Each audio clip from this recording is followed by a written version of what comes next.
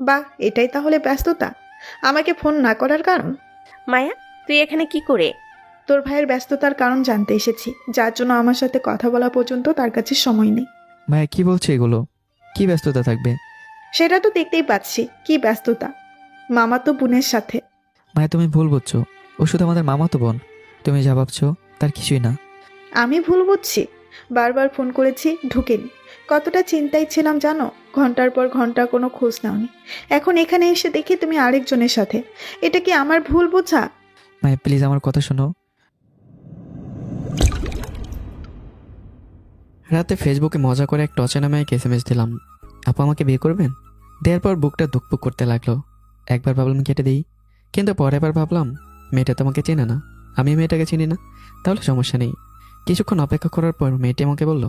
এই ছেলে, কে তুমি? আমি আবারও মজা করে লিখলাম, আপনার প্রেমে পাগল একটা ছেলে, যে দিনরাত শুধু আপনার কথাই ভাবে। তাই নাকি? তাই। আপনার মনের কোটায় কি আমাকে একটু জায়গা দিবেন? তারপর মেয়েটি আর কিছু বলল না। আমি ফোন অফ করে রেখে শুয়ে পড়লাম। এবার চলুন আপনাদেরকে আগে পরিচয়টা দিয়ে নেই। আমি রাকিব, বাসা বগুড়াতে। বাবা মায়ের দ্বিতীয় সন্তান আমি। আমার বড় একটা আপু আছে, ওর নাম জান্নাত। আপু এবার অনার্স 3য় বর্ষে পড়াশোনা করছে, আর আমি প্রথম বর্ষে। আপু আমার থেকে 2 বছরের বড়। আব্বু ছোটোখাটো একটা ব্যবসায়ী, আর আম্মু হাউস ওয়াইফ। আমি আর আপু একই কলেজে পড়াশোনা করি। যাই হোক, সকালে ঘুম ভাঙলো আপুর ডাকে। এই, ওঠ। এত অলস কেন তুই? আপু যাও তো, ডিস্টার্ব করো না। ও, ডিস্টার্ব করছি? দাঁড়া। বলে আপু চলে গেল। ভাবলাম এখন একটু শান্তিতে ঘুমাবো। একটু পরেই আমার উপর কে যেন পানি বর্ষণ করলো। এক লাফ দিয়ে উঠলাম। উঠে দেখে আপু বালতি হাতে নিয়ে আমার দিকে তাকিয়ে দাঁত কেলিয়ে হাসছে। আমার আর বুঝতে বাকি রইল না কাজটা আপুরই। আপু, এটা কি করলা তুমি? ঠিকই করেছি। তুই এত অলস কেন? কলেজে যাইতে হবে না? দাঁড়াও, তোমার ঠিক করাচ্ছি। বলে ভেজা শরীর নিয়ে আপুর পিছনে তাড়া করলাম। আপু দৌড়ে চলে গেল, আর আম্মুর পিছনে গিয়ে লুকিয়ে পড়লো। আম্মু আমাকে এই অবস্থায় দেখে বলল, কিরে, তোর এই অবস্থা কেন? সেটা তোমার মেয়েকে জিজ্ঞাসা করো। কিরে জান্নাত, তুই আবার ওর পিছু লাগছিস কেন? তোমার ছেলে এত অলস কেন? আম্মু, ওকে তাড়াতাড়ি করে বিয়ে দিয়ে বিদায় করো, তাহলে আমরা সবাই হ্যাপি থাকবো। বলে আমি আমার রুমে চলে আসলাম। পেছন থেকে আপু বলল, আমি এই বাড়ি ছাড়ছি। দরকার হয়তো তোকে বিয়ে দিয়ে শ্বশুরবাড়ি তোকে ঘর জামাই রেখে দিতে বলবো। বলে আপু আর আম্মু হাসতে লাগলো। তারপর আমি আমার রুমে চলে আসলাম। ভেজা শরীর নিয়ে সোজা ওয়াশরুমে চলে গেলাম। গোসল সেরে বের হলাম। রুমে এসে চেঞ্জ করে কলেজের জন্য একেবারে রেডি হয়ে নিচে চলে এলাম। এসে নাস্তা করতে বসলাম। একটু পরে আপু রেডি হয়ে আসলো। এসে আমার মাথায় একটা টোকা মেরে অন্য জায়গায় গিয়ে বসে পড়লো। আপু, এটা কি হলো? কিছু না, চুপচাপ খা। যাও, আজকে তোমাকে কলেজে নিয়ে যাব না। আমু দেখো, তোমার ছেলে আমাকে ভয় দেখায়। ওকেও নিয়ে যা। যাব, তবে একটা শর্তে। কি শর্ত? আমাকে 2000 টাকা দিতে হবে। পারবো না। তাহলে আমি নিয়ে যেতে পারবো না? আচ্ছা, তুই এত টাকা দিয়ে কি করিস? সেটা তোমাকে জানতে হবে না, তুমি দিবা কিনা সেটা বলো। আচ্ছা, দিব। ওকে, আমি বাইরে দাঁড়িয়ে আছি, তুমি তাড়াতাড়ি খাওয়া শেষ করে বাইরে আসো, কলেজে দেরি হয়ে যাচ্ছে। বলে আমি বাইরে বাইক নিয়ে আপুর জন্য অপেক্ষা করতে লাগলাম। কিছুক্ষণ পর আপু চলে আসলো। তারপর আপুকে বাইকে বসে আমি আর আপু দুজনেই কলেজে চলে আসলাম। কলেজে এসে আপু বাইক থেকে নেমে বলল, আমার জন্য অপেক্ষা করিস, একসাথে বাসে যাব। ওকে। বলে আপু ক্লাসরুমে চলে গেল। আমি আমার বন্ধুদের কাছে চলে আসলাম। আমার বন্ধুদের মধ্যে থেকে মেহেদি বলে উঠলো, কিরে, কি খবর? আজকেও আপুকে নিয়ে আসলি নাকি? হ্যাঁ, কি আর করবো বল, আপুকে তো আর একা ছাড়তে পারি না, যতই ঝগড়া করি না কেন। ওকে অনেক ভালোবাসি। হুম, একদম ঠিক করেছিস। চল, আমরাও ক্লাসে যাই। চল। বলে আমরাও ক্লাসে চলে গেলাম। ক্লাস চলাকালীন অবস্থায় দেখি আপু ফোন করছে। আপু তো একটু আগে ক্লাসে গেল, আবার ফোন করছে কেন?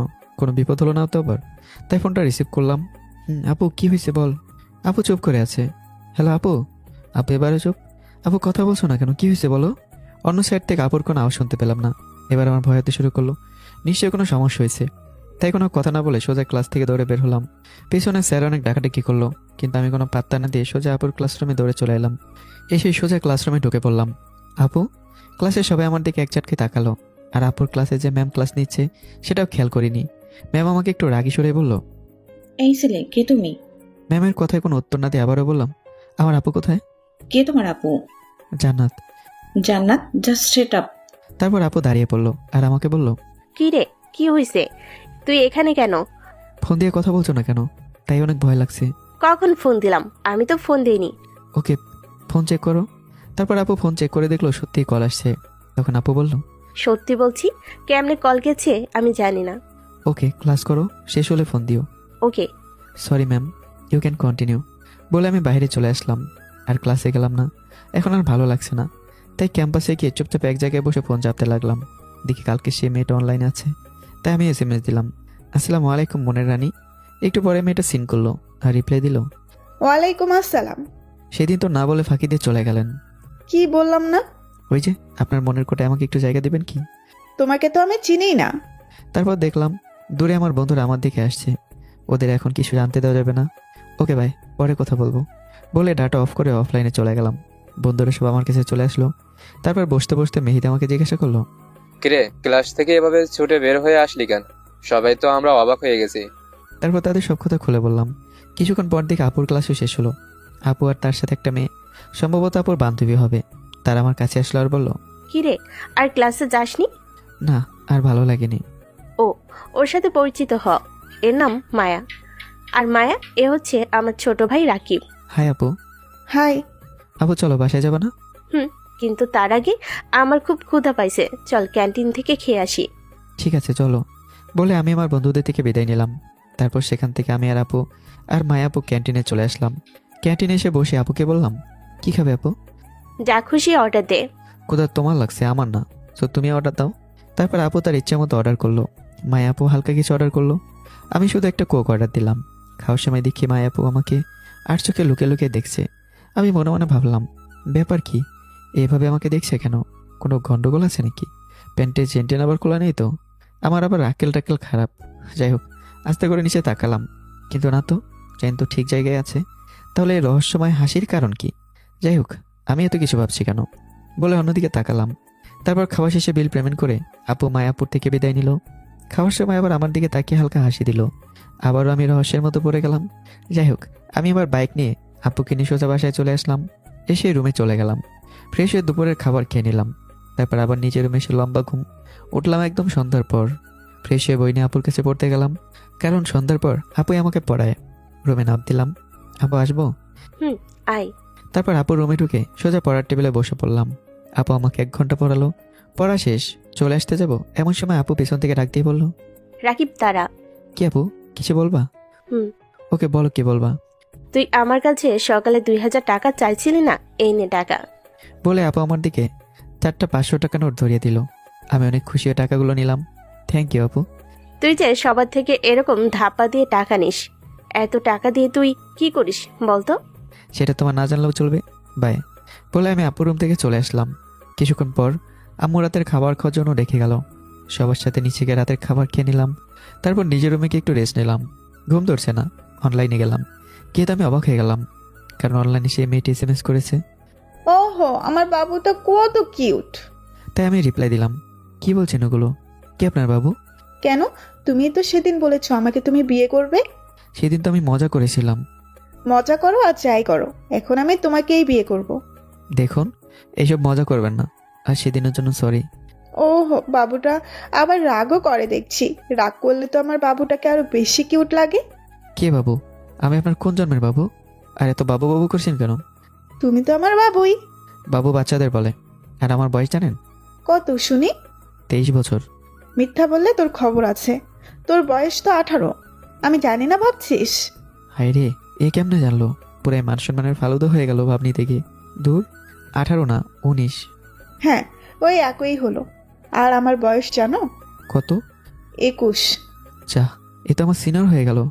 মজা নিতে কি আমি মজার পাত্র হয়ে গেলাম? আসসালামু আলাইকুম আপু, আমি বুঝতে পারিনি আপনি আমার সিনিয়র, সরি।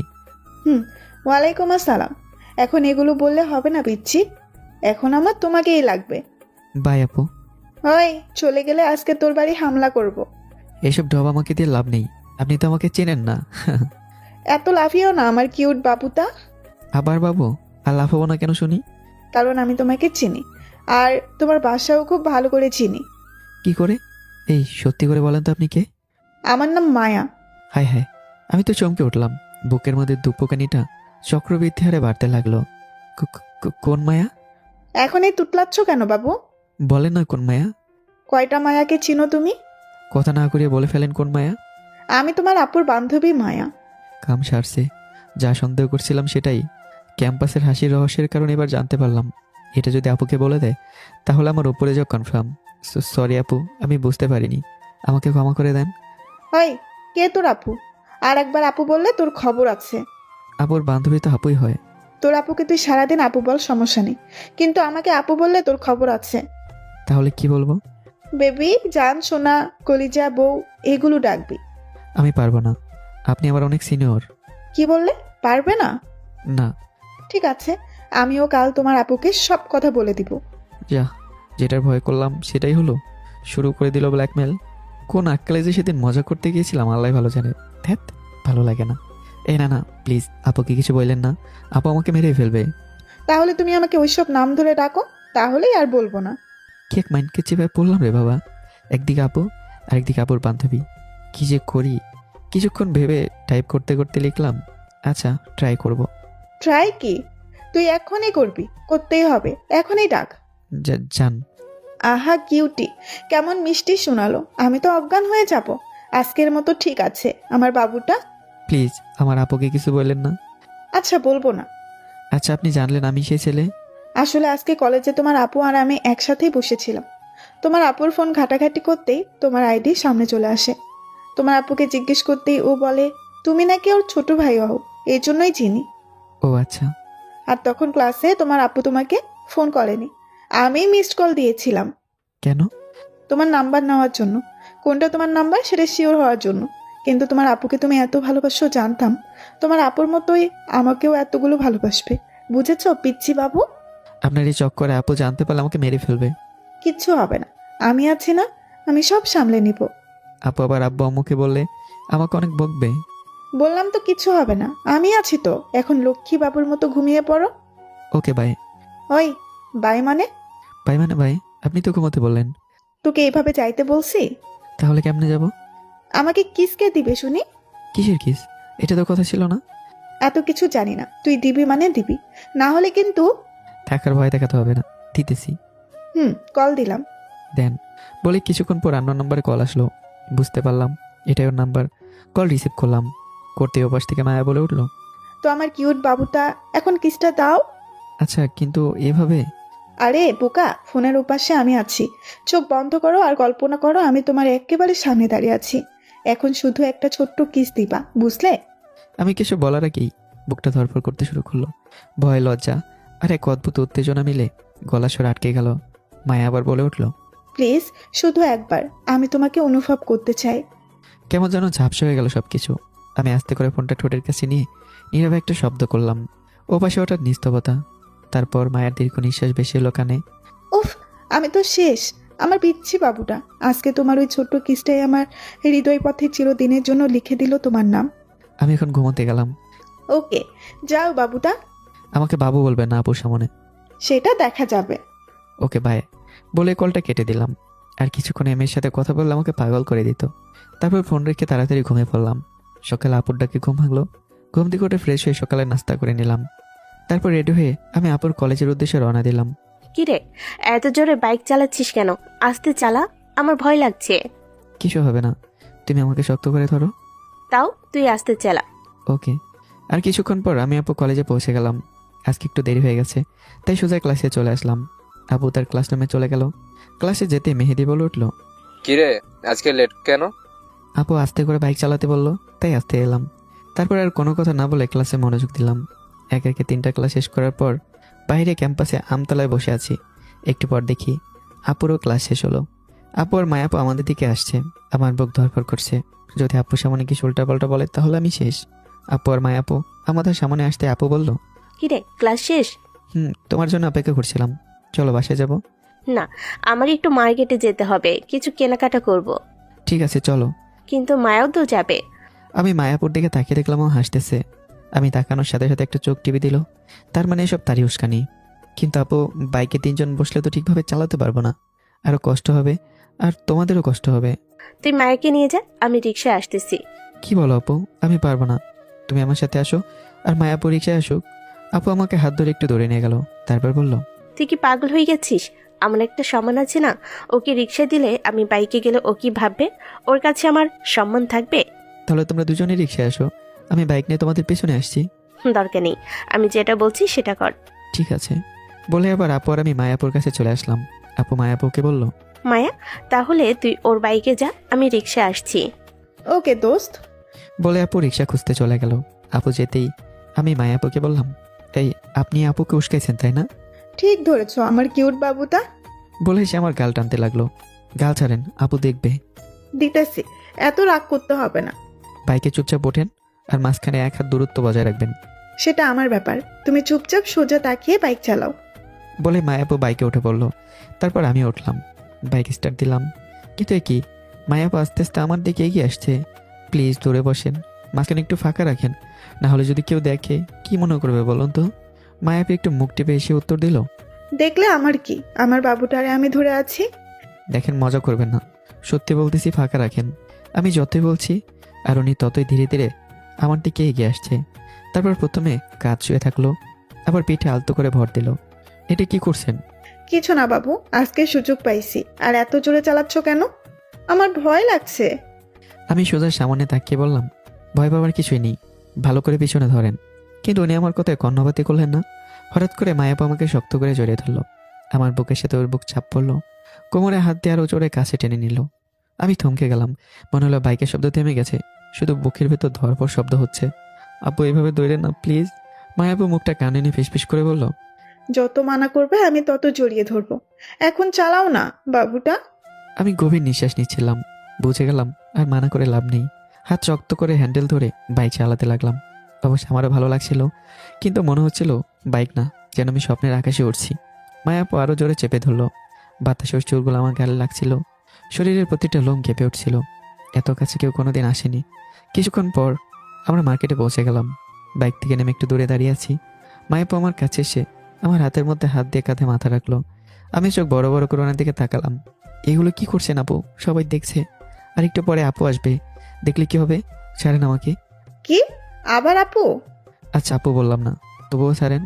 এরকম করো কেন? একটু হাতে তো ধরেছি। এখন ধরতে হবে না, ছাড়েন এখন। তারপর আমি জোর করে মায়াপুর থেকে হাতটা ছাড়িয়ে নিলাম। একটু পর রিক্সা আপু চলে আসলো। তারপর সবাই মিলে শপিং মলে ঢুকলাম। ঢোকার পর আপুকে বললাম, আপু তোমাদের কি কেনাকাটা করা লাগবে করো, আমি আশেপাশে আছি, হয়ে গেলে ফোন দিও। আচ্ছা, বেশি দূর যাস না। ওকে। বলে আমি সেখান থেকে একটু সাইডে এলাম। আশেপাশের দোকান ঘুরে ঘুরে দেখছিলাম। দোকান আমার একটা জিনিস পছন্দ হলো, তাই সেটা কিনে নিলাম। প্রায় আধ ঘন্টা ঘোরাঘুরি করার পর আপু ফোন দিয়ে বলল, কই তুই? এখানে আছি। ঠিক আছে, চলে আয়, আমাদের কেনাকাটা শেষ। ওকে। বলে আমি 5 মিনিটের মধ্যে আপুর কাছে পৌঁছে গেলাম। যেতে মায়া আপু বলল, জান্নাত চল না, খুব ক্ষুধা লাগছে, আগে কিছু খাবো তারপর বাসায় যাব। ওকে চল, আমারও ক্ষুধা লাগছে, আয় ভাই। আমরা একটা চাইনিজ রেস্টুরেন্টে গিয়ে বসলাম। আপু আর মায়া আপু মুখোমুখি বসলো। আমি বসলাম আপুর পাশে। আপু মেনু দেখতে দেখতে বলল, ভাই তোর কি লাগবে বল? তোমরা যা খাবো আমিও তাই খাবো। মায়া আপু আমার দিকে তাকিয়ে মুচকি হাসলো। আমি ওর দিকে তাকিয়ে হাসলাম। আপু সেটা খেয়াল করে বলল, কি ব্যাপার, তোরা একে অপরের দিকে তাকিয়ে হাসছিস কেন? কিছু হচ্ছে নাকি? আমি আর মায়া আপু একসাথে বললাম, কই না তো। কই না তো। ওকে ফাইন, এবার মেনু দেখ, আমি অর্ডার দিচ্ছি। আমি মেনু কার্ড নাড়াচাড়া করছিলাম, হঠাৎ মায়া আপু ওর পা দিয়ে আমার পায়ে স্পর্শ করলো। আমি চমকে উঠলাম, কিছু বললাম না। ও আস্তে আস্তে ওর পা আমার পায়ের উপর দিয়ে উপরের দিকে দৌড়ছে। আমি পা সরিয়ে নেওয়ার চেষ্টা করলাম, কিন্তু পারলাম না। ও আরো শক্ত করে ধরে রাখলো। আমার সারা শরীর শিউরে উঠলো। আপু কিছু টের পাচ্ছে না, কারণ ও তখন মেনু কার্ড দেখতে ব্যস্ত। আমি মায়ের দিকে তাকালাম। ওর ঠোঁটের উপর আঙ্গুল দিয়ে চুপ থাকতে ইশারা করলো। তারপর আস্তে আস্তে পায়ের আঙ্গুল দিয়ে আমার পায়ের ওপর আলতোভাবে সুরসুরি দিতে লাগলো। আমি ভেতরে ভেতরে হাসলাম, তবুও কিছু বললাম না। ও তারপর পা নামিয়ে নিল। আমি ওই স্বস্তির নিঃশ্বাস ফেললাম, কিন্তু আবার পা দিয়ে আমার পায়ের গোড়ালিতে আলতো চাপ দিল। আমি এবার ওর দিকে তাকালাম। ও মুচকে এসে চোখে ইশারা করলো। আমি বুঝলাম ও আমাকে বলতে চাইছে আমাকে দেখো। আমি ওর দিকে তাকালাম। ও আস্তে আস্তে ওর পা আমার পায়ের উপর তুললো। আমি এবার চোখ বড় বড় করে ওর দিকে তাকালাম। ও হাসছে। আমি পা সরাতে পারছিলাম না, কারণ আপু তখন আমাদের দিকে তাকাচ্ছিল। তখন আপু বলল, কি ব্যাপার, তোরা চুপচাপ কেন? কিছু বল। কিছু না আপু, মেনু দেখছি। মায়া আপু হাসতে হাসতে বলল, হ্যাঁ জান্নাত, মেনু দেখছিলাম। তারপর মায়া আপু মেনু রেখে দিয়ে বলল, জান্নাত চল না, আমার খুব আইসক্রিম খেতে ইচ্ছে করছে, আমাকে একটা আইসক্রিম এনে দিবি? আরে এখন কেন, আগে খাবার আসুক তারপর। না জান্নাত, আমার এখনই আইসক্রিম খেতে ইচ্ছে করছে। ঠিক আছে, আমি আসছি। এই বলে আপু আইসক্রিম আনতে গেল। মায়া আপু আমার দিকে তাকিয়ে মুচকি হাসলো। এগুলো কি করছেন? আপু দেখলে কি হবে? কিচ্ছু হবে না, সে দেখুক বা না দেখুক, তাতে আমার কিচ্ছু যায় আসে না। আপনার হয়তো কিছু যায় আসে না, কিন্তু আমার যায় আসে। আহা, এত চিন্তা করছো কেন? আমি তো আছি। এই বলে আবার আমার হাত ধরলো। আমি হাত ছাড়ানোর চেষ্টা করলাম, কিন্তু শক্ত করে ধরে রাখলো। আমার হার্টবিট বেড়ে গেল। আপু আসার আগে তাড়াতাড়ি হাতটা ছাড়িয়ে নিলাম। একটু পর আপু চলে আসলো। আমরা খাওয়া দাওয়া করে নিলাম। বিল অবশ্য মায়াপু জোড়াজুড়ি করে দিয়েছে।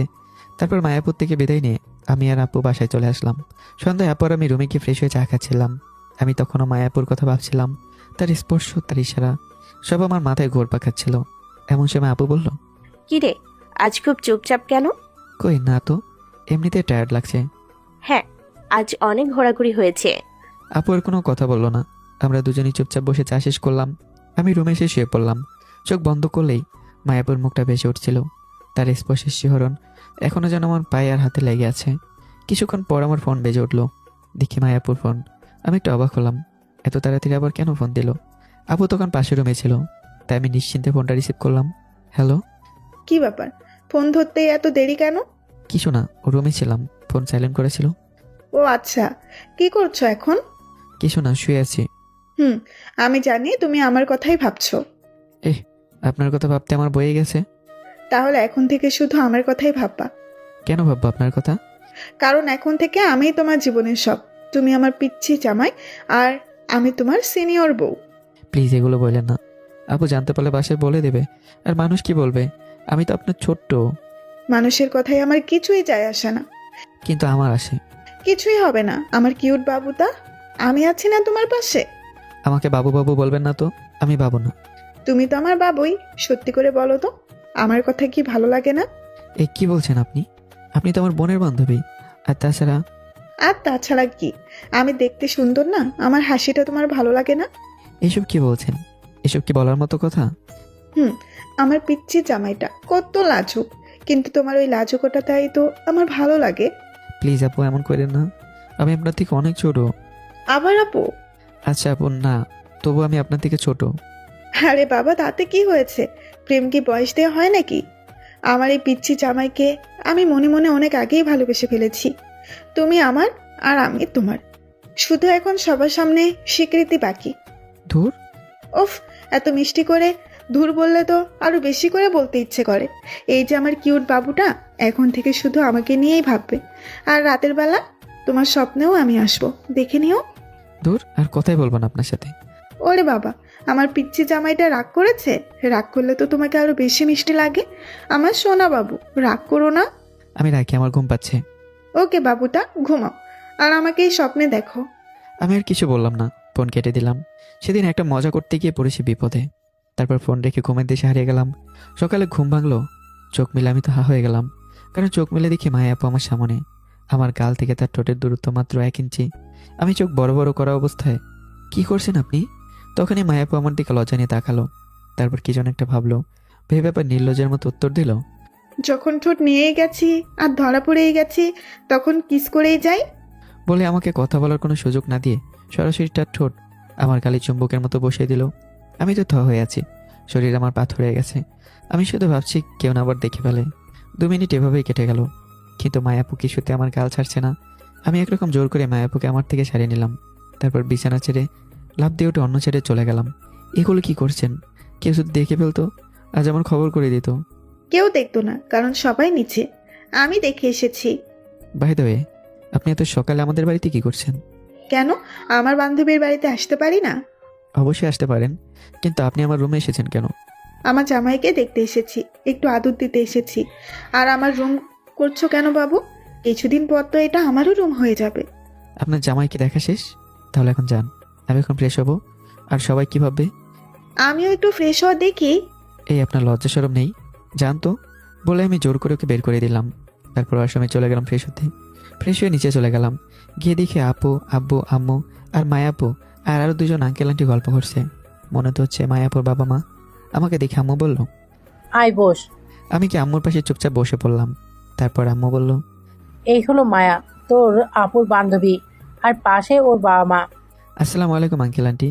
আর আমি তো মায়াপুকে চিনি, কলেজে দেখেছি। ও আচ্ছা। তো ভাই সাহেব, এত সকালে এসে আমাদের ডিস্টার্ব করার কারণটা তাহলে বলি। কি বলেন ভাইজান, ডিস্টার্ব হবে কেন? এবার কিন্তু আমাদের লজ্জায় ফেলছেন। আর না, আসলে কালকে আমার মেয়ের জন্মদিন, তাই আপনাদের পুরো ফ্যামিলির দাওয়াত। রাতে কেক কাটা হবে। আপনারা যদি যেতেন খুব খুশি হতাম। ওকে ভাইজান, আমরা অবশ্যই যাওয়ার চেষ্টা করব। ওকে ভাইজান, তাহলে আমরা আসি। আঙ্কেল, মায়া এখানে থাকুক, বিকালে রেখে আসবো। কিরে মা, থাকবি? মায়াপু একটা মুচকি হাসিতে আমার দিকে তাকালো, তারপর বলল, হ্যাঁ আব্বু, থাকবো। কাম সারছে, আজ আমার উপর রোমান্টিক অত্যাচার চালাবে। তারপর আবার আঙ্কেল বলল, ওকে, তাহলে বিকেলে নিতে আসবো। নিতে আসতে হবে না, আমি যেতে পারবো। ওকে, আমরা তাহলে আসি। ভাইজান, খাওয়া দাওয়া করে যান। শুক্রিয়া ভাই সাহেব, তবে আমার দাওয়াত পৌঁছতে হবে, তাই যেতেই হবে। বলে আমরা সবাই আঙ্কেল আন্টিকে বিদায় দিলাম। তখন আব্বু বলল, এসো সবাই, এখন আমরা ব্রেকফাস্টটা করে নিই। বলেই সবাই খাবার টেবিলে চলে এলাম। কিন্তু মায়াপু আশেপাশে না তাকিয়ে লজ্জা শরমের মাথা খেয়ে আমার পাশের টেবিলে বসে পড়ল। সবাই আমার দিকে তাকিয়ে আছে, আমি শরমে মাথা নিচু করে রইলাম। তারপর খাওয়া শুরু করে দিলাম। একটু পর টেবিলে সবাই যখন খেতে ব্যস্ত, তখন আমি চুপচাপ মাথা নিচু করে ভাত মেখে খাচ্ছি। হঠাৎ অনুভব করলাম আমার হাতের পাশ দিয়ে কারো আঙ্গুল ছুঁয়ে যাচ্ছে। চোখ বড় বড় করে তাকাতে দেখি মায়াপু একদম নির্লজ্জের মতো আমার হাতটা আড়ালে ধরে রেখেছে। আমি চোখ বড় করে তার দিকে তাকিয়ে বললাম, এ কি করছেন? সবাই দেখছে। মায়াপু হাসি মুখে ফিসফিস করে বলল, কেউ দেখবে না বাবু, সবাই খেতে ব্যস্ত, তুমিও খাও, আমি তোমাকে খাইয়ে দেবো। বলে এক লোকমা ভাত নিয়ে মায়াপু তার হাত আমার মুখের দিকে বাড়িয়ে দিল। আমি তো ভয়ে পুরাই কেমে গেছি। ভয়ের কারণে হঠাৎ একটু জোরে মুখ থেকে বের হয়ে গেল, না। আমার কথা শুনে সবাই খাওয়া ছেড়ে আমার দিকে তাকালো, আর সাথে সাথে মায়াপু হাতটা নামিয়ে নিল। আর আম্মু আমাকে বলল, কিরে, এমন চিৎকার দিয়ে না বললি কেন? কি না? কই কিছু না তো। থেকে থেকে তোর যে কি হয়, চুপচাপ খা। ওকে আম্মু, বলে নিচে হলাম। কিছুক্ষণ পর মায়াপুর দিকে আর চোখে তাকালাম, দেখলাম সে মুচকি হাসছে।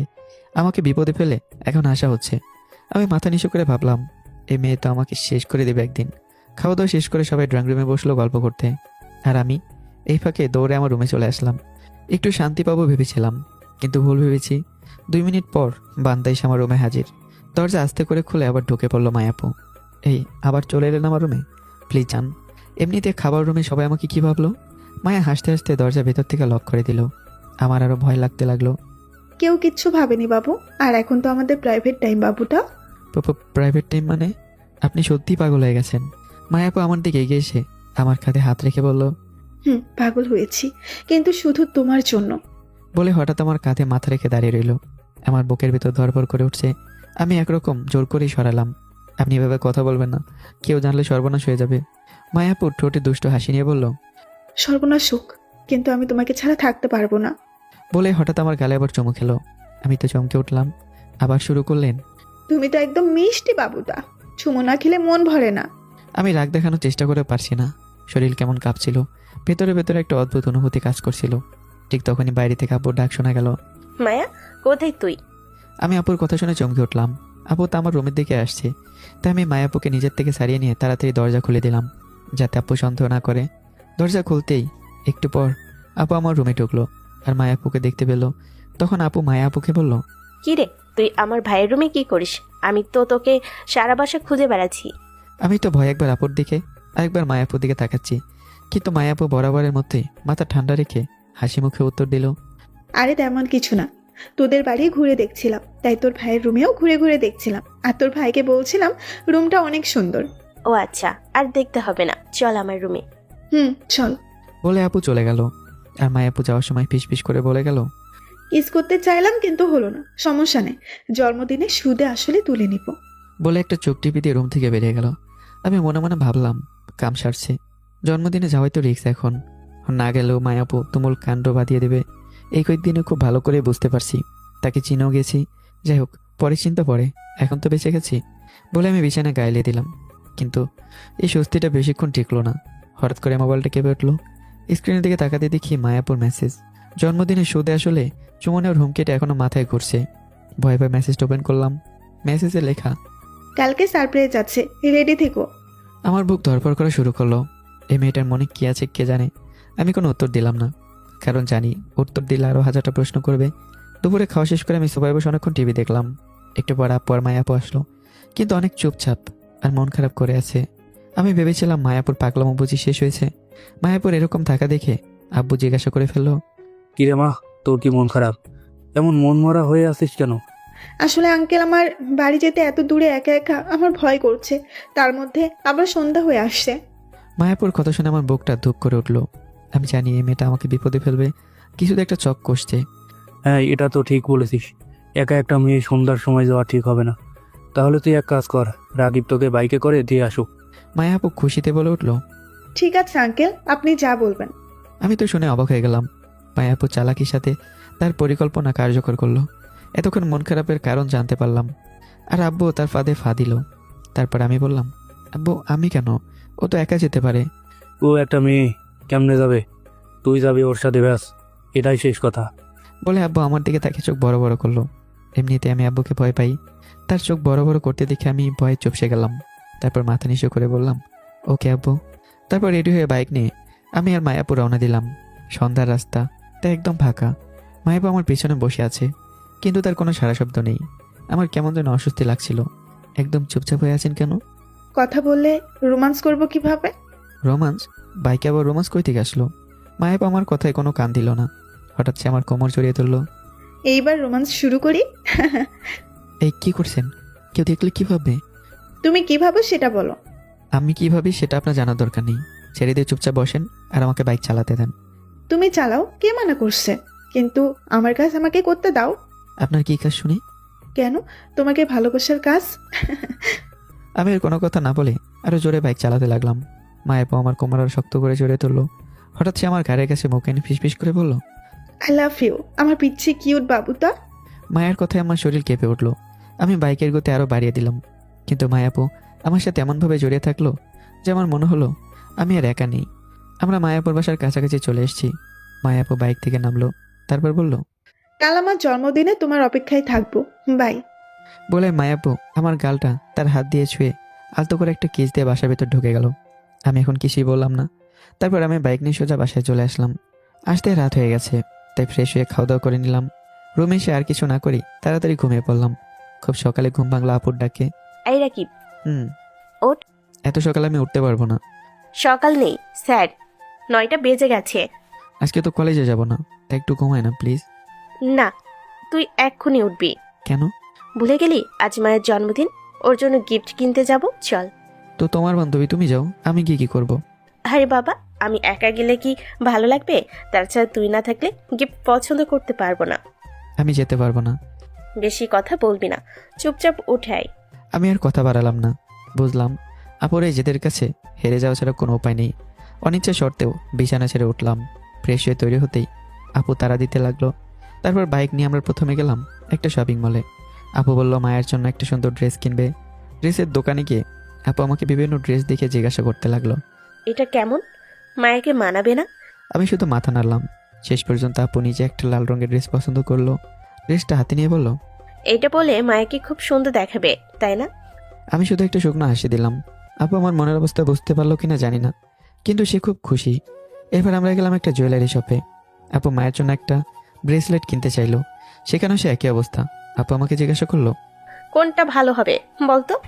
তুমিই ভালো জানো। আপু আমার দিকে একটু চোখ গরম করে তাকালো। তারপর একটা হালকা ডিজাইনের ব্রেসলেট পছন্দ করলো। সব কেনা শেষে আমরা বাসায় চলে আসলাম। বিকেলে সবাই মিলে মায়াপুর বাসার উদ্দেশ্যে রওনা দিলাম। যেতে যেতে অবশ্য সন্ধ্যা লেগে গেল। আমি একটা নীল পাঞ্জাবি পরেছি আর আপুর শাড়ি। আপু আর আম্মু মায়াপুদের বাসার ভিতরে চলে গেল, আর আমি গাড়ি পার্ক করে বাসার ভিতরে অগ্রসর হলাম। হার্টবিটটা এখন এত জোরে চলছে কেন জানি না। বাসাটা খুব সুন্দর, লাইটিং করে সাজিয়েছে। একটু পর আমিও ভেতরে প্রবেশ করলাম। সারা বাড়ি জুড়ে আত্মীয় স্বজন গিজগিজ করছে, বাচ্চারা ছোটাছুটি করছে। আমি কোনায় গিয়ে চুপচাপ দাঁড়িয়ে পড়লাম, কিন্তু আমার চোখ জোড়া কেন জানি কাউকে খুঁজতে লাগলো। আর সেটা হলো মায়াপু, যার জন্মদিন তারই কোনো পাত্তা নেই। হয়তো রেডি হচ্ছে। এদিকে মায়াপুর রুমে আপু গেছে। আপু মায়াপুকে দেখে বলল, হ্যাপি বার্থডে বান্ধবী। Thank you so much. আর কেউ আসেনি? সবাই আসছে। তোর ভাই? আসছে বাপ। আমার গিফট কোথায়? তারপর আপু সকালের কেনা জিনিসগুলো মায়াপুকে দিল। ওগুলো মায়াপু নিয়ে আপুকে বলল, খুব সুন্দর হয়েছে, তুই কিনছিস? আমি আর ভাই। শোন, তোর কাছে আজকে আরেকটা জিনিস চাইবো, দিবি তো? আরে বল না, তুই আমার একমাত্র ও বেস্ট ফ্রেন্ড। তুই চাইবি আর আমি দিব না, তা কি হয়? বল কি চাই তোর। সত্যি দিবি তো? দিব তো, বল। তোর ভাইকে। আপু মায়াপুর কথা শুনে চোখ বড় বড় করে তাকালো। তারপর মায়াপুকে বলল, মানে? মানে আমি তোর ভাইকে ভালোবাসি। কিন্তু মায়া, ও তো তোর থেকে প্রায় 2 বছরের ছোট। এগুলো কি বলছিস? ভালোবাসা বড় ছোট মানে না। তুই হেল্প করবি কিনা তাই বল। তাই বলে বোন হয়ে ভাইয়ের প্রেম করে দিব? তা আবার ছোট ভাই? তোর ভাই সব জানে। কিভাবে? তাহলে শোন। বলে আমি মায়াপুর সাথে সেই মজা করার ব্যাপার থেকে শুরু করে সব ঘটনা খুলে বলল। সব শুনে আপু মাথায় হাত দিয়ে বলল, বাপরে, তলে তলে এত দূর, আর আমি কিছু জানিও না। হুম। এখন আমি কি করতে হবে? তাহলে শোন। বলে মায়াপু আমার আপুর কানে কানে কি যেন বলল। চল এখন নিচে যাই, সবাই আমার জন্য অপেক্ষা করছে। ওকে চল। বলে আপু আর মায়াপু নিচে নামছে। তখন আমি নিচে বসেছিলাম। আমার চোখ যেন আপনা আপনি তাদের দিকে চলে গেল। মায়াপু আজ পরেছিল গভীর নীল রঙের একটা সালোয়ার কামিজ, তাতে রূপলি জরির কাজ করা। সেই পোশাক তার গায়ের উজ্জ্বল শ্যামবর্ণের সঙ্গে একদম মিশে গিয়েছিল। মনে হচ্ছিল যেন কোনো শিল্পী তুলি দেখা ছবি। আর চুলগুলো একপাশে রাখা, কপালে সেই ছোট্ট কালো টিপ। সত্যি এই প্রথম মায়াপু কেমনভাবে দেখলাম। মনে মনে বললাম, ওকে এত সুন্দর লাগছে কেন? এ তো অন্য মানুষ মনে হচ্ছে। এই ড্রেসটাতে ওকে যেন ঠিক পুতুলের মতো দেখাচ্ছে। মনে হচ্ছে না যে সে আমার থেকে 2 বছরের বড়। আমার হার্টবিটটা একটু দ্রুত হলো। আমি ওকে দেখে ক্রাশ খেলাম। মায়াপু সিঁড়িতে নামতে নামতে এক ঝলক নিচে তাকালো, আর সঙ্গে সঙ্গে তার চোখ আমার চোখের উপর স্থির হলো। আমাদের চোখে চোখ পড়ল। আমি যে হা হয়ে তার দিকে তাকিয়েছিলাম সেটা যেন ধরা পড়ে গেল। সেই দৃষ্টি বিনিময় ছিল ক্ষণিকের, কিন্তু আমার মনে হলো সময় যেন থেমে গেছে। আমাদের মাঝে একটা নীরব সংযোগ তৈরি হলো। আমি তাড়াতাড়ি চোখ নামিয়ে নিতে চাইলাম যেন আমার চুরি ধরা না পড়ে, কিন্তু চোখ নামানোর আগেই মায়াপু আমাকে একটা মিষ্টি হাসি উপহার দিল। সেই হাসিতে কোনো দুষ্টুমি ছিল না, ছিল কেবলই স্নিগ্ধতা আর মুগ্ধতা। তার হাসি দেখে আমার ঘোর যেন আরও বাড়ল। আমার গাল দুটো সামান্য গরম হয়ে উঠল। তারপর নেমে তার আব্বু আম্মুর সাথে দেখা করলো। আঙ্কেল বলল, বাহ, আমার মেয়েকে আজ রাজকন্যার মতো লাগছে। আমি তো তোমার রাজকন্যাই আব্বু। মামনি, চলো কেক কাটো। ওকে আব্বু। বলে মায়াপু কেক কাটার জন্য মঞ্চে চলে গেল। তার আশেপাশে সবাই ঘিরে নিল, সাথে আব্বু আম্মু ওনাদের মধ্যে আছে। আমি একটু দূরে দাঁড়িয়ে আছি। তারপর কেকও কাটা হলো, সবাইকে খাওয়ানো হলো। মায়াপু উপরে চলে গেল। আমি সোফায় এক কোণে বসে আছি। হঠাৎ আমার পাশে আপু আসলো। তারপর বসেই বলল, কি রে, তুই এখানে চুপচাপ বসে আছিস কেন? সবাই কত আনন্দ মজা করছে। এমনিতেই। মায়া তোকে ছাদে ডাকছে, উপরে যা। তোমার বান্ধবী আমাকে কেন ডাকবে? আমি যাব না। থাকার ঢং করিস না, আমি সব জানি। আমি আপুর দিকে অবাক দৃষ্টিতে তাকিয়ে জিজ্ঞাসা করলাম, কি জানো তুমি আপু? তোর মায়াকে SMS করা থেকে শুরু করে সব জানি। বিশ্বাস করো আপু, তখন আমি তোমার বান্ধবীকে চিনতাম না। আর সেদিন আমি মজা করেছিলাম, সেটা তোমার বান্ধবীকে অনেকবার বুঝিয়েছি, কিন্তু সে বুঝতেইছে না। আমি সব জানি, কিন্তু তুই মজা করলো ও তোকে সত্যি ভালোবাসে। আরও ভালো মেয়ে আমার সাথে থাকে, তাই আমি ওকে ভালোই চিনি। তুই উপরে যা, মায়া তোর জন্য অপেক্ষা করছে। আমি আপুর কথায় চুপচাপ সেখান থেকে উঠে এলাম। নিজের অজান্তেই পা দুটো যেন সাথে যাওয়ার জন্য সিঁড়ির দিকে এগোলো। দুকপুক করছে মনটা, দ্বিধা আর উত্তেজনা দুটোই কাজ করছে ভেতরে। এক তো মায়াপু আমার সিনিয়র, তার উপর আবার তিনি আমার আপুর বান্ধবী। সব মিলে পরিস্থিতি কেমন যেন একটা গোলমেলে। চারদিকে এদিকে পরিবেশটা পুরো অন্যরকম। ছাদের কোনায় হালকা ডিম লাইটের আলো জ্বলছে, যেন জোনাকের আলো। মাঝখানে একটা ছোট্ট গোল টেবিল, তাতে 2টো চেয়ার পাতা। টেবিলের উপর একটা সাধারণ চকলেট কেক আর 2টো পানীয় গ্লাস। চারপাশে সাদা আর নীল রঙের বেলুন। আর সেই আলো আধারিতে নীল সালোয়ার কামিজ পরা মায়াপু দাঁড়িয়ে আছে। তাকে দেখে মনে হলো সত্যিই যেন কোনো স্বপ্নে এসে পড়েছি। তিনি আমার দিকে তাকিয়ে মিষ্টি করে হাসলেন। আমি ধীরে ধীরে এগিয়ে গেলাম। আমাকে দেখিয়ে বলল, এতক্ষণ পর তোমার আসার সময় হলো? আপনি আপনি এত কিছু কেন করেছেন? মায়াপু খুব শান্ত ও গভীরভাবে বলল। কেন করেছি সেটা কি তুমি জানো না? আমি কোনো উত্তর দিতে পারলাম না, মাথা নিচু করে ফেললাম। মায়াপু টেবিলের দিকে ইশারা করে বলল, বসো। আমরা দুজন বসলাম। মায়াপু পানীয়ের গ্লাসটা আমার দিকে এগিয়ে দিলেন। এরপর টেবিলের উপর রাখা সেই ছোট চকলেট কেকটার দিকে ইশারা করে বললেন, এটা শুধু আমাদের দুজনের জন্য। আজকের দিনটা আমি শুধু তোমার সাথেই ভাগ করে নিতে চাই। আমি চুপচাপ বসে আছি। পরিবেশটা এমন রোমান্টিক যেন মনে হচ্ছে এক্ষুনি কিছু একটা বলতে হবে। মায়াপু একটু ঝুঁকে আমার চোখে চোখ রেখে বলল, তুমি কি ভাবছো আমি জানি না? কি? তুমি হয়তো ভাবছো আমি তোমার থেকে 2 বছরের বড়, আবার তোমার আপুর বান্ধবী। এটা ঠিক হচ্ছে না, তাই তো?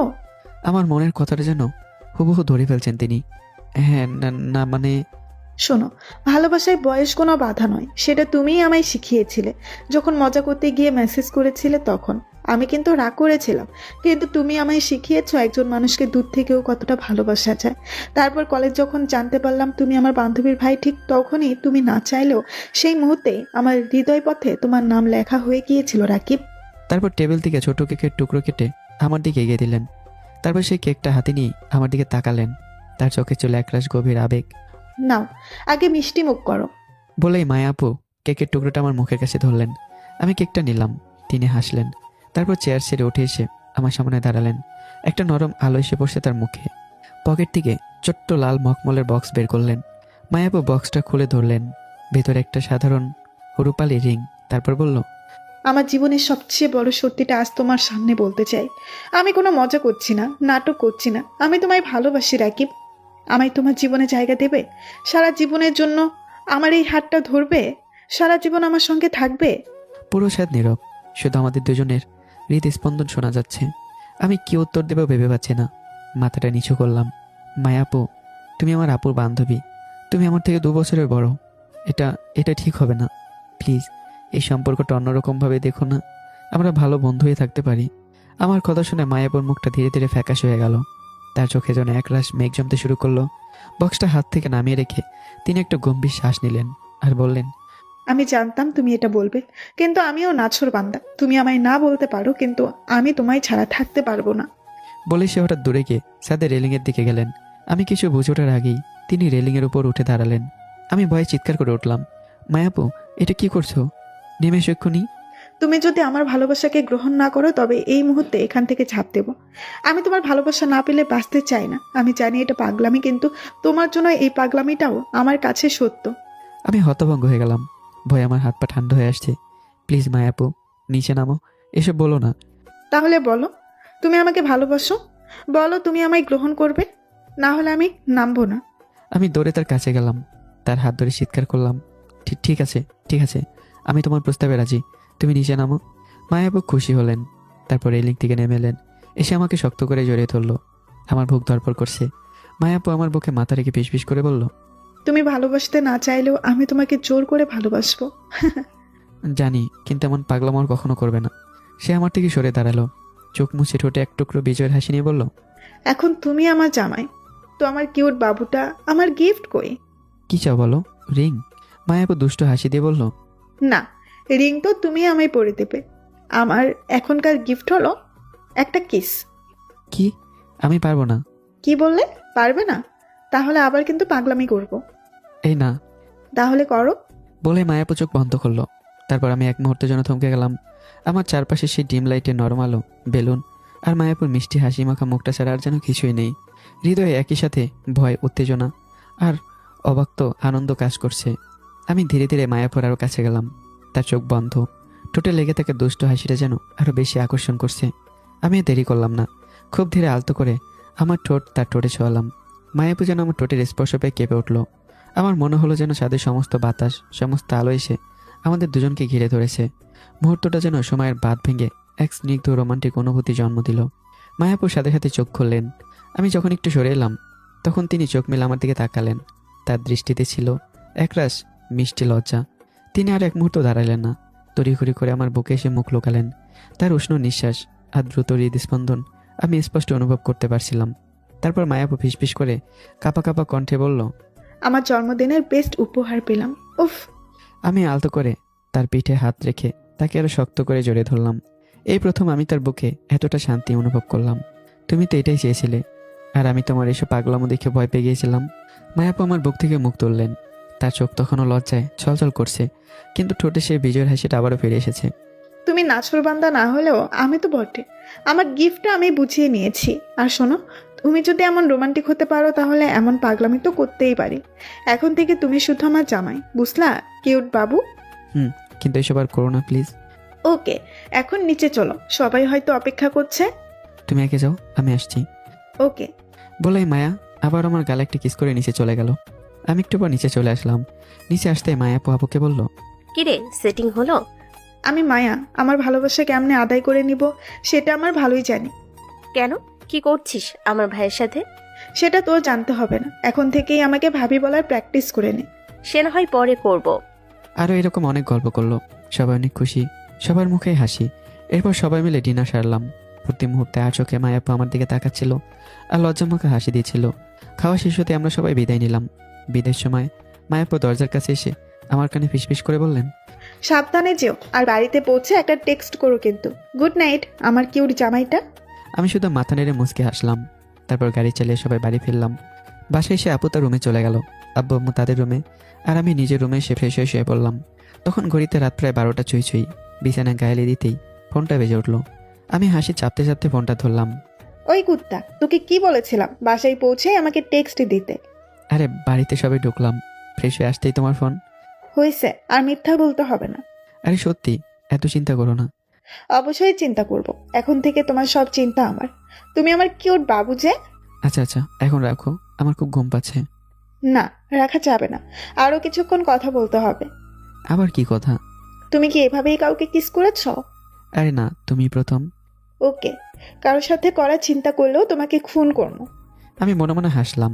তার এই উচ্ছ্বাস আর ছেলে মানুষই অধিকারবোধ ভীষণ মিষ্টি লাগছে। ওকে ম্যাম, যা হুকুম। আর শোনো, তুমি আমাকে মায়া আপু ডাকবে না, শুধু মায়া ডাকবে। তুমি এখন আমার কিউট হবু জামাই। ঠিক আছে ম্যাম, আর কিছু? আপাতত এটাই পালন করো। আমিও কখনো ভাবিনি যে তোমার মতো এমন পাগলিকে আমি ভালোবাসবো।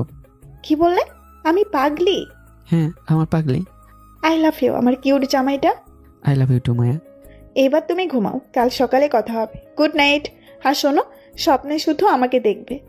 আমি হাসি আর চেপে রাখতে পারলাম না, হেসে বললাম ঠিক আছে, গুড নাইট।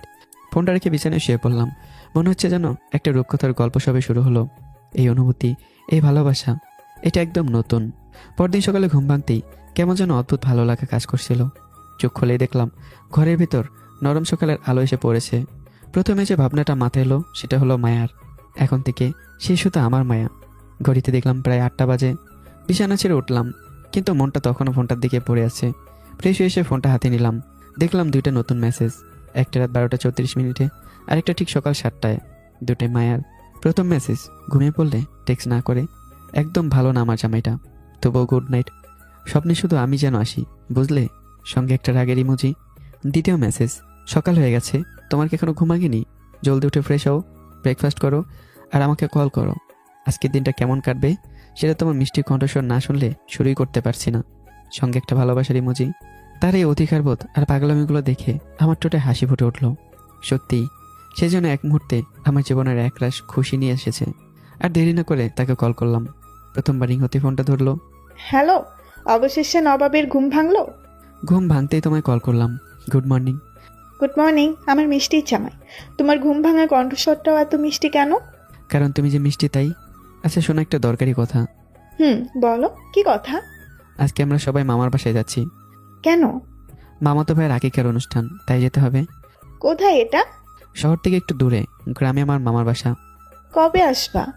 জানি না, অনেকদিন পর যাচ্ছে আম্মু, হয়তো থাকবে। তোমার মামা তো বোন আছে? কেন? কিছু না, এমনি। আচ্ছা এখন রাখছি, বাই। শোনো, আমি আর কিছু না শুনে ফোন কেটে দিলাম, কারণ আপু আমার রুমে আসছে। এসে আমাকে বলল, কিরে, কার সাথে কথা বলিস? কই কারোর সাথে না তো। মিথ্যা বলা আমার একদম পছন্দ না। ওই আর কি। মায়া, হুম। শোন, বিকালে সবাই যাচ্ছি মামার বাসায়, তুই রেডি থাকিস। ওকে আপু। আয়, নাস্তা খেতে আয়। ওকে আপু, তুমি যাও, আমি আসছি, বলে আপু নিচে চলে গেল। আমি ঘর থেকে বেরিয়ে যেতে নিলে মায়ের কথা মনে পড়লো। কেন জানি মনে হচ্ছে ও একটু মন খারাপ করেছে। হয়তো আমার ফোন কেটে দেওয়া বা মামাতো বোনের কথা জিজ্ঞাসা করা নিয়ে একটু ভেবেছে। নিচে গিয়ে নাস্তা করতে বসলাম। দেখলাম আব্বু আম্মু আর আপু সবাই তৈরি হয়ে আছে। নাস্তা শেষ হতেই আম্মু তাড়াহুড়ো শুরু করে দিল।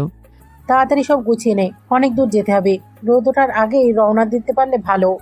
আমি খাওয়া দাওয়া শেষ করে রুমে এসে নিজের ব্যাগটা গুছিয়ে নিলাম। ঠিক দুপুরের পরে আমরা রওনা দেব। শহর ছাড়তেই গাড়ির কাছ দিয়ে বাইরের দৃশ্য পাল্টে যেতে শুরু করলো। কংক্রিটের জঙ্গল সরে গিয়ে দিগন্ত জুড়ে সবুজের সমারোহ। একটা চাপ উত্তেজনা আর ভালো লাগা কাজ করছিল। দীর্ঘ 4 বছর পর মামার বাড়িতে যাচ্ছি। এতদিন যাওয়া হয়নি নানা ব্যস্ততার কারণে। যত গ্রামের দিকে যাচ্ছি তত যেন পরিবেশ আরও শান্ত আর স্নিগ্ধ হয়ে উঠছে। গাড়ি জানালা খুলে দিলাম। বাতাসে একটা মিষ্টি গন্ধ আসছে, যা শুধু গ্রামে পাওয়া যায়। সেই গন্ধের সাথে মেশা মাঠের ফসলের ঘ্রাণ। দুপাশে সারি সারি ধান ক্ষেত সবুজ গালিচার মতো বেশি আছে। কোথাও কোথাও কৃষক কাজ করছে। মাঝে মাঝে চোখ পড়ছে পুকুর, আর সেই পুকুরের ধারে বড় বড় তাল গাছ বা নারিকেল গাছ। গাছের নিচে বসে গল্প করছে গ্রামের মানুষজন। গাড়ির শব্দে চমকে উঠছে কিছু চঞ্চল পাখি। শহরের কোলাহল ছাপিয়ে এখানে শুধু প্রকৃতির নিজস্ব ছন্দ। আমার শৈশবের অনেক স্মৃতি মিশে আছে এই গ্রামে। গ্রীষ্মের ছুটিতে মামাতো ভাই বোনদের সাথে আম কোরানো, পুকুরে দাপাদাপি করে গোসল করা, এ যেন জীবন্ত হয়ে উঠল। আম্মু সামনে বসে বারবার বাইরের দৃশ্য দেখছিল আর বলছিল, কত শান্তি এখানে, এমন খোলা বাতাস, মনে হচ্ছে যেন এখানকার প্রতিটা ধূলিকণা চেনা। আপু পেছনে বসে ছবি তুলছিল। আমি গাড়ির কাছ দিয়ে বাইরের দিকে তাকাতেই মায়াকে একটা ছোট্ট করে টেক্সট করলাম, মায়া শোনো, আমরা গ্রামে যাচ্ছি, পথে আসি, তাই কোনো ফোন হয়তো নাও লাগতে পারে, মিস ইউ। উত্তর আসার আগেই আমি ফোনটা ব্যাগে ঢুকিয়ে রাখলাম। এই মুহূর্তে প্রকৃতির সৌন্দর্য মন ভরে উপভোগ করার জন্য। প্রায় 3 ঘন্টা পর আমাদের গাড়ি গ্রামে গিয়ে থামলো। মামার বাড়ির উঠোনে গাড়ি থেকে নামতেই সেই পরিচিত মাটির দাওয়ার গন্ধ আর অতিথিয়তার উষ্ণতা এসে ছুঁয়ে গেল। উঠোনে বেশ ভিড়, 4-5টায় বাচ্চা ছোড়াছুড়ি করছে। আমাকে দেখে আমার মামাতো রুবেল ছুটে এলো। আরে রাকিব ভাই, কেমন আছো? কখন এলে? বলে আমাকে রুবেল জড়িয়ে ধরলো। আমি বললাম, এই তো একটু আগে। কেমন আছিস তুই? ভালো আছি। বাড়ির ভিতর যেতেই মামার মামাতো বোন রিয়া দৌড়ে এলো। রিয়া দেখতে বেশ মিষ্টি, অনেকটা শান্ত স্বভাবের। মামি উষ্ণ আলিঙ্গনে আম্মুকে জড়িয়ে ধরলেন আর বললেন, আপা ভিতরে আসেন, কতদিন পর এলেন, সবাই আপনার কথাই বলছিল। রাকিব, জান্নাত, তোমরা কেমন আছো? আলহামদুলিল্লাহ ভালো আছি মামি। রিয়া, সবাইকে ভেতরে নিয়ে আয়। চলেন ফুপি। মামাতো বোন রিয়া হাসি মুখে বলল, কেমন আছো ভাইয়া? শহরে বুঝি আমাদের একদম ভুলে গেছো? আরে না, তোমাদের ভোলা যায় নাকি? তবে তোমরা তো কেউ আর শহরে যাও না। শহরে কি এমন বিশেষ কেউ আছে যার জন্য আমাদের ভুলেই যাচ্ছ? রিয়ার এই প্রশ্নে আমি সামান্য থমকে গেলাম। টোটে একটা মিষ্টি হাসি ফুটে উঠল। স্পেশাল কেউ? একজন তো আছেই, যার নামটা শুধু হৃদয় পথেই থাকে। সে হলো মায়া। রিয়া অবাক চোখে আমার দিকে তাকিয়ে রইল, তারপর বলল, ও তাই বলো, তাহলে তো ব্যাপারটা অন্যরকম। কেমন সে, তার কথা বলো। এখন নয়, পরে বলবো, ভেতরে চলো, আম্মু মামি কথা বলছে। আমি এর ভিতরে গেলাম। মামাতো ভাই বোনদের সাথে অনেকদিন পর দেখা হয়ে বেশি ভালো লাগছিল। সবাই মিলে গল্প আর খুনছুটিতে মেতে উঠলাম। সন্ধ্যা লাগলো। মামার বাড়িতে অনুষ্ঠানের বাতি জ্বলে উঠলো। চারদিকে গান বাজনা, নাচ, বাচ্চাদের হৈ হুল্লোড়, সব মিলে এই পরিবেশে মনকে এক অন্যরকম আনন্দ এনে দিল। অন্যদিকে শহরে মায়া অস্থিরভাবে ফোনটা হাতে নিয়ে অপেক্ষা করছিল। আমার মেসেজ এসে দেখেছে, কিন্তু প্রায় 3 ঘন্টা কেটে গেছে। সে কয়েকবার কলও করেছে, কিন্তু প্রতিবারই ফোন বন্ধ দেখাচ্ছে। মায়া মনে মনে বলল, ফোন বন্ধ কেন? পৌঁছানোর পর তো একবার কল করা উচিত ছিল, নাকি অন্য কোনো কারণে ব্যস্ত? মামাতো বোনের কথা জিজ্ঞেস করেছিলাম, তাই কি রেগে গেলে? সেই সময় ফোনটা হুট করে কেটেও দিল। তার মনে নানা রকম দুশ্চিন্তা ভিড় করতে শুরু করলো। আমার উপর অভিমানও হচ্ছিল, আবার একটা অজানা ভয় কাজ করছিল। ফোনটা বারবার দেখছিল, জান্নাতকেও ফোনে পাচ্ছিল না। শেষমেশ রাত 8টার দিকে যখন কোনো কল বা মেসেজ এলো না, মায়া আর স্থির থাকতে পারল না। সে দ্রুত তার ল্যাপটপ খুললো। একবার জান্নাত আপু তাকে মজা করে মামার বাড়ির ঠিকানা বলেছিল, একটা গ্রামের নাম আর একটা নির্দিষ্ট এলাকার কথা। মায়া সেই তথ্য কাজে লাগিয়ে অনলাইনে কিছু খোঁজ করতে শুরু করলো।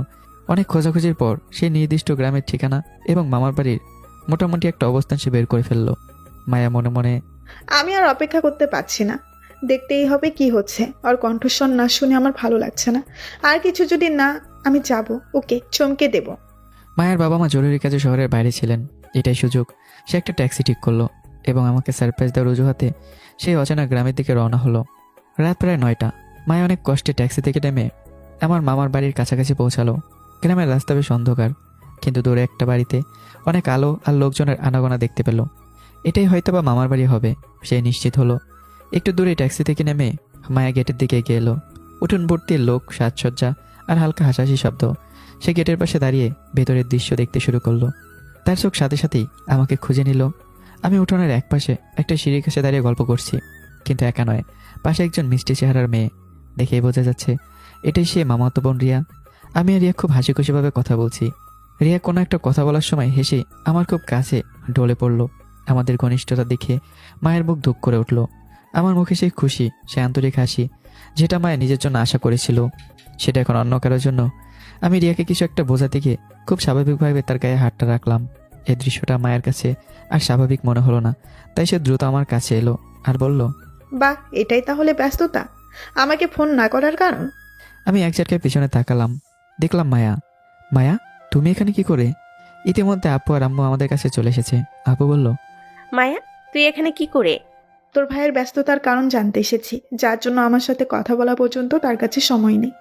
বলে মায়ের চোখে জল চলে এলো। সব দ্বিধা, সব কষ্ট যেন এক মুহূর্তে সে জমা হলো।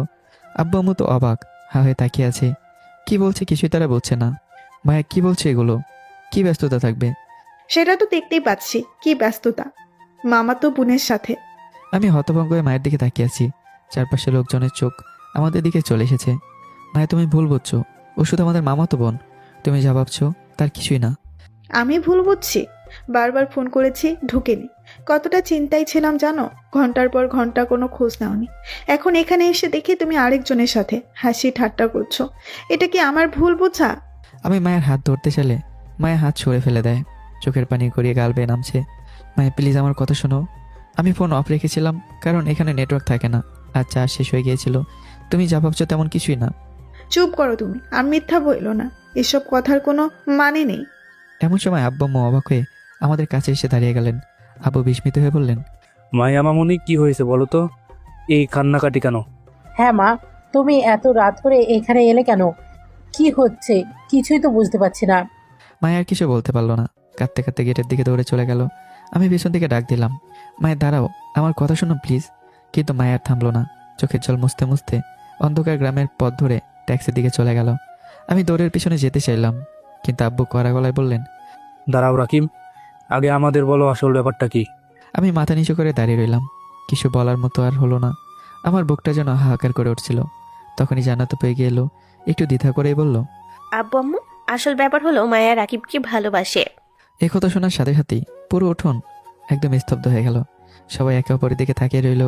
আব্বু হতভঙ্গ হয়ে বললেন, কি মায়া আর রাকিব? রাকিব, এটা কি সত্যি? জি আব্বু, সত্যি। বলা মাত্র আব্বু আমার গালে ঠাস করে একটা থাপ্পড় বসিয়ে দিল। আমি গাল ধরে মাথা নিচু হয়ে দাঁড়িয়ে রইলাম। সবাই আমার দিকে তাকিয়ে আছে। আপু ভয় চুপসে গেছে। তারপর আব্বু বললেন, ও তোমার আপুর বান্ধবী, তাও ও তোমার সিনিয়র। কি করে বয়সে বড় একটা সিনিয়র মেয়েকে ভালোবাসো? তোমাকে আমার দেখতে ইচ্ছে করছে না, আমার চোখের সামনে থেকে যাও। বলে আব্বু ভিতরে চলে গেলেন। আমি আপুকে বললাম, আপু আমার ব্যাগ আর ফোন এনে দাও, আমি বাসায় যাব। কেন যাবি? বাবা বললো বলেই যেতে হবে। বাবা এখন রেগে আছে, আমি তাকে শান্ত করব, তুই চিন্তা করিস না। আমার এখানে ভালো লাগছে না, তুমি এনে দাও, না হলে এমনি চলে যাব। আচ্ছা দাঁড়া। বলে আপু ভিতরে চলে গেল। হেরিয়ে আমার কাছে এসে বলল, ভাইয়া, ওটাই কি মায়া? হ্যাঁ। সরি, আমার জন্য তোমাদের সম্পর্কে ফাটল ধরলো, আর ফুপাও তোমার গায়ে হাত তুললো। সমস্যা নেই। তারপর আপু ভেতর থেকে আমার ফোন আর ব্যাগ এনে দিল। আম্মু, মামা, মামি সবাই আমাকে আটকানোর চেষ্টা করলো, কিন্তু আমি তাদের কোনো কথা না শুনেই রাতেই মামার বাসা থেকে বেরিয়ে পড়লাম। সব কিছু কেমন যেন অন্ধকার হয়ে আছে। ব্যাগটা কাঁধে নিয়ে ধীর পায়ে গেটের বাইরে বের হয়ে এলাম। গ্রামের রাতের বাতাস ঠান্ডা, কিন্তু বুকের ভেতর আগুনের মতো জ্বলছে আফসোস আর কষ্ট। ফাঁকা রাস্তা, ঝিঝি পোকার শব্দ আর হালকা বাতাস, মাঝে মাঝে কুকুরের ডাক শোনা যাচ্ছে। আমি রাস্তায় দাঁড়িয়ে ফোন বের করলাম। মায়া, একবার ফোনটা ধরো প্লিজ। আমি বারবার কল দিলাম। কল 1 বার 2 বার 5 বার 10 বার, প্রতিবারই ফোনটা বন্ধ বলছে। আমি হঠাৎ রাস্তার পাশে বসে পড়লাম। বুকের ভেতর চাপা কষ্টটা আর ধরে রাখতে পারছিলাম না। আমি মেসেজ পাঠালাম, মায়া প্লিজ কল রিসিভ করো। তুমি যা দেখছো তেমন কিছু না, আমি শুধু কথাই বলছিলাম। আবারও মেসেজ দিলাম, একবার শুধু কথা বলো প্লিজ। একটার পর একটা টেক্সট গেল, কিন্তু কোনো রিপ্লাই নেই। ফোনের স্ক্রিনে কেবল সেন্ট লেখা, আর কোনো নোটিফিকেশন নেই। অন্ধকার গ্রামের রাস্তা ধরে একা হাঁটতে হাঁটতে মনে হচ্ছিল সবকিছু ভেঙে গেছে। আমি শুধু হাঁটছি আর মেসেজ দিচ্ছি। রাত প্রায় 12টা। অবশেষে একটা লোকাল গাড়ি পেলাম। সেটাতে উঠে শহরের দিকে রওনা দিলাম। গাড়ির ভেতর বারবার ফোন করছিলাম, মায়া যেন হারিয়ে গেছে। 3টায় বাসায় পৌঁছালাম। রাতের ঘুম হয়নি, চোখের নিচে খালি পড়ে গেছে। সকাল হতেই আমি মায়ের বাসার সামনে চলে গেলাম। গেটের সামনে দাঁড়িয়ে কল করলাম, ফোন এখনো বন্ধ। মন খারাপ করে ডোরবেল দিলাম। কিছুক্ষণ পর গেট খুলে ভেতর থেকে মায়ের আম্মু বের হয়ে আসলো। আসসালামু আলাইকুম আন্টি, মায়া আপু আছে? ওয়ালাইকুম আসসালাম। আছে, কিছু বলবে? জি আন্টি, আপু পাঠালো নোটস নিতে। তখন মায়া ভেতর থেকে বলল, আম্মু, আমি এখন দেখা করতে পারবো না। জান্নাতের সাথে আমি কথা বলে নেব, ওকে যেতে বলো। আমার বুকটা হাহাকার করে উঠলো। তারপরে আমি মুখে ফেক হাসি দিয়ে বললাম, ওকে আন্টি, আমি আসি তাহলে। ওকে বাবা, আবার এসো। বলে আমি গেটের কাছে দাঁড়িয়ে থাকলাম। দেখি মায়া জানালার পর্দার আড়াল থেকে দেখছে, হয়তো কাঁদছে, কিন্তু কোনো সাড়া নেই। তারপর ধীরে ধীরে গেট থেকে সরে গেলাম। আমি বাসায় চলে গেলাম। পরের দিন দুপুরে বাসায় সবাই চলে এলো। আব্বু, আম্মু, আপু সবাই চুপচাপ, কেউ কথা বলছে না। পরিবেশটা ভারী। আমার ঘরে ঢুকে আপু ধীরে ধীরে বলল, আব্বু এখনো রেগে আছেন, তুই কিন্তু ধৈর্য ধর, সব ঠিক হয়ে যাবে। আমি বিছানায় বসে মায়ের মেসেজ বক্সের দিকে তাকিয়ে আছি। এখনো কোনো রিপ্লাই নেই। চোখে পানি এসে গেছে। আম্মু দরজার কাছে দাঁড়িয়ে দীর্ঘ শ্বাস ফেললেন। আব্বু একবার আমাকে দেখলেন, কিন্তু কিছু বললেন না। শুধু ঘরের মধ্যে এক অদ্ভুত নীরবতা নেমে এলো। এভাবে দিন কয়েক কেটে গেল। সেই রাতের ঘটনার পর থেকে মায়ের সঙ্গে আমার আর যোগাযোগ হয়নি। আমি প্রতিদিন ফোন, মেসেজ সব চেষ্টা করেছি, কিন্তু কোনো সাড়া নেই। মনে হচ্ছিল আমাদের সম্পর্কটা হঠাৎ করে দেয়ালে গিয়ে ঠেকেছে। কলেজে শুরু হয়ে গেছে। প্রথম দিন ক্লাসে আপুকে এগিয়ে দিতে আসতে ঢুকতেই চোখ খুঁজে নিল মায়াকে। সামনের বেঞ্চে বসে আছে, চুপচাপ খাতায় কিছু লিখছে। আমি ভেবেছিলাম অন্তত চোখে চোখ পড়লে হয়তো একটা হাসি দেবে কিংবা মাথা নেড়ে একটা সাড়া দেবে, কিন্তু না। আমি ওর পাশ দিয়ে গেলাম, মায়ের চোখ তুলে তাকালো না, কেন যেন আমাকে চেনেই না। আপু ওর কাছে বসতেই আমি সাহস করে ওর সামনে গিয়ে দাঁড়ালাম। মায়া, একটু কথা শুনবে? মায়া মাথা না তুলেই বলল, আমার সময় নেই। শুধু 1 মিনিট। মায়া বই বন্ধ করে দাঁড়ালো, কড়া গলায় বলল, তুমি কি বুঝতে পারছো না আমি কথা বলতে চাই না? প্লিজ, আমাকে বিরক্ত করো না। ওর গলা কাঁপছিল, মনে হচ্ছিল ভেতর থেকে কষ্টগুলো ভেঙে পড়ছে, কিন্তু মুখে কঠোরতা ধরে রেখেছে। প্রতিদিন আমি মায়ের পাশে দাঁড়াতাম, ও এড়িয়ে যেত। আমি ক্লাস শেষ করে দাঁড়াতাম আর ও বেরিয়ে যেত, আমার দিকে একবার তাকাতও না। প্রতিদিন কলেজে কীভাবে অবহেলা সহ্য করা সম্ভব হচ্ছিল না। প্রতিদিনই মনে হচ্ছিল আমি যেন অচেনা একটা জগতে একা দাঁড়িয়ে আছি। অবশেষে আমি সিদ্ধান্ত নিলাম, কলেজে আর যাব না। ব্যাগের খাতা কলম তাকের এক কোণে ফেলে রাখলাম। সারাদিন ঘরে বসে থাকতাম, জানালার পাশে বসে শুধু আকাশের দিকে তাকিয়ে থাকতাম আর ভাবতাম যে মায়া আমাকে পাগলের মতো ভালোবাসতো। আজ তার এমন পরিবর্তন হবে কখনো আশা করিনি। আসলে সব মেয়েরা এমনই হয়তো। সকালবেলা আপুর ডাকাডাকিতে ঘুম ভাঙলো, চোখ মুছতে মুছতে দরজা খুললাম, দেখি এখনো দাঁড়িয়ে আছে। আপু আমাকে বলল, তাড়াতাড়ি ফ্রেশ হয়ে আয়, আব্বুকে জরুরি কথা বলবে। আচ্ছা তুমি যাও, আমি ফ্রেশ হয়ে আসছি। ওয়াশরুমে ফ্রেশ হয়ে এলাম। ড্রয়িং রুমে এসে দেখি আব্বু নিউজ পেপার পড়ছে। বসো। আমি আব্বুর কথায় চুপচাপ বসে পড়লাম। পাশে আম্মু আপু সবাই আছে। তারপর আব্বু বলল, আজ মায়ের বিয়ে, এই জন্য ওর আব্বু আমাদের সবাইকে দাওয়াত দিছে। আশা করি তুইও আমাদের সাথে যাবে। মায়ের বিয়ের কথা শুনে মনের ভিতর ধক করে উঠল। মনে মনে বললাম, মায়া আমাকে এভাবে ধোকা দিতে পারলো। কি হলো? আমি যেতে পারবো না, কেন? আমার ভালো লাগছে না, তাই যাব না। তুই না গেলে আমরাও যাব না। বিয়েকে আমার জন্য আটকে থাকবে? মনে কর তাই। আব্বু ভালো করেই জানেন আমি কেন যেতে চাচ্ছি না, তাহলে তো জোর করছেন কেন?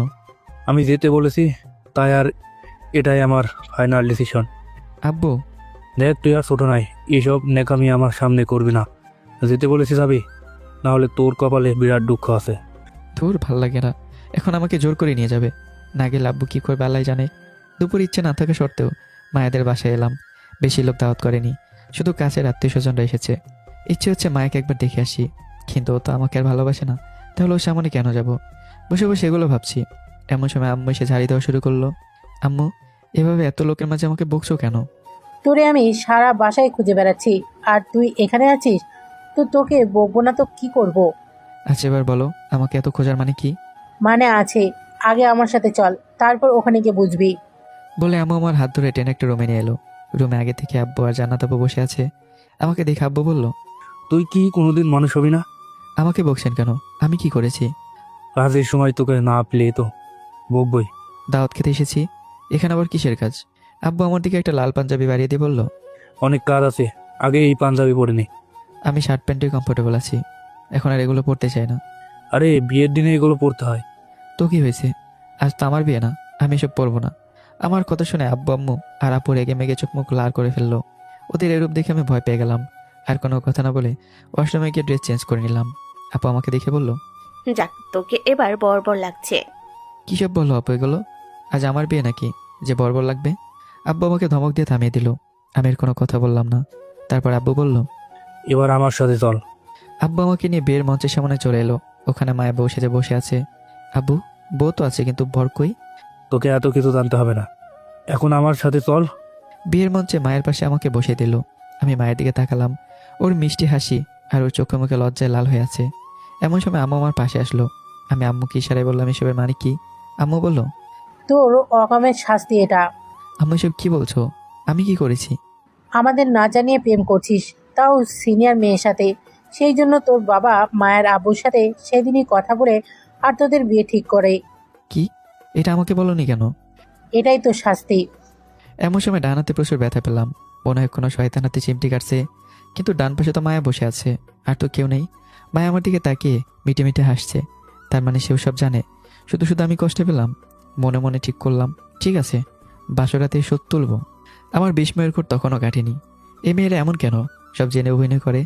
রেগে মায়ের দিকে তাকাতেই সে চোখ টিপে দুষ্ট হাসি দিল। পাশে বসা কাজী সাহেব তখন গলা ঝাড়ি দিয়ে উঠলেন। আমি দেখলাম আব্বু আর মায়ের আব্বু হাসি মুখে আমাদের দিকে তাকিয়ে আছেন। তারপর আর কোনো কথা বলার সুযোগ পেলাম না। কাজী সাহেব বিয়ের আনুষ্ঠানিকতা শুরু করলেন। কাজী সাহেবের মুখে যখন কবুল শব্দটি শুনলাম তখন বুকটা দুঃখ করে উঠল। এতদিন যে মেয়েকে পাওয়ার জন্য এত সংগ্রাম, এত অভিমান, এত কষ্ট আসছে পুরোপুরি আমার হয়ে যাচ্ছে। মায়ের দিকে তাকিয়ে দেখলাম সেও লজ্জায় মাথা নিচু করে বসে আছে। 3 বার কবুল বলার পর যখন বিয়ে সম্পন্ন হলো, চারদিকে তখন আনন্দের কোলাহল। আমাদের মাথায় একটা ওড়না ধরে রাখা হলো আর ক্যামেরার ফ্ল্যাশ জ্বলছে উঠল। আমি আর মায়া স্বামী স্ত্রী, ভাবতেই কেমন যেন অন্যরকম ভালো লাগা কাজ করছে। বিয়ের আনুষ্ঠানিকতা শেষ হলো, এরপর শুরু হলো খাওয়া দাওয়া আর ছবি তোলার পালা। আমাদের দুজনের ছবি, তারপর পরিবারের সদস্যদের সাথে ছবি, সব মিলে একটা হই হুল্লোড়। বিদায়ের সময় ঘনিয়ে এলো। মায়া তার বাবা মা আর পরিবারের সকলের কাছ থেকে বিদায় নিচ্ছে। মায়ের মাকে জড়িয়ে ধরে সেও হামাও করে কাঁদছে। সত্যি মেয়েদের জন্য এই সময়টা খুব কষ্টের। নতুন জীবনে যাওয়ার আনন্দ থাকলেও এতদিনের চেনা জগৎ ছেড়ে যাওয়া বেদনাটা খুব তীব্র। মায়ের বাবা এসে ওর মাথায় হাত রেখে বললেন, মা, মন খারাপ করিস না। আজ থেকে তোর একটা নতুন পরিবার হলো। রাকিব খুব ভালো ছেলে, সুখে থাকিস। এরপর মায়া আমার দিকে তাকালো। তার চোখে জল, কিন্তু ঠোঁটে এক চিলতে হাসি। হয়তো সে এতদিনের কষ্টের অভিনয় ভুলে এবার সত্যিই খুশি। রাত প্রায় 12টা। মায়া তার বাবা মা এবং আত্মীয় স্বজনের কাছ থেকে বিদায় নিয়ে আমার হাত ধরে নতুন গাড়িতে উঠলো। গাড়ি চলছে আমাদের বাড়ির দিকে। বাড়িতে ঢোকার পর ছোটোখাটো কিছু আনুষ্ঠানিকতা হলো। মায়াকে নিয়ে যাওয়া হলো আমার বেডরুমের দিকে। রুমটা সুন্দর করে সাজানো হয়েছে রজনীগন্ধা আর গোলাপের গন্ধে। চারপাশটা মমা করছে। আমি বাইরে ড্রয়িং রুমে বসেছিলাম। আমি আম্মু আর আব্বুর সাথে আশেপাশে আত্মীয় স্বজন গল্প করছিলাম। হঠাৎ আব্বু এসে আমার সামনে দাঁড়ালেন, মুখটা গম্ভীর। এখনো এখানে বসে আছিস কেন? এই তো আব্বু, সবাই। সবাই তো আছেই, রাত কত হয়েছে খেয়াল আছে? যা রুমে যা, মায়া একা আছে। তোর আক্কেল দেখে বাঁচি না। আব্বুর এমন ধমকে আমি আর 1 সেকেন্ডও দেরি করলাম না। ভয়ে ভয়ে আব্বুর দিকে তাকিয়ে একটা ঢোক গেলে সোজা বাসর ঘরের দিকে হাঁটা দিলাম। দরজার সামনে দাঁড়িয়ে দোয়া পরে রুমে ঢুকতেই মনটা পড়ে গেল। পুরো ঘরটা যেন অন্যরকম।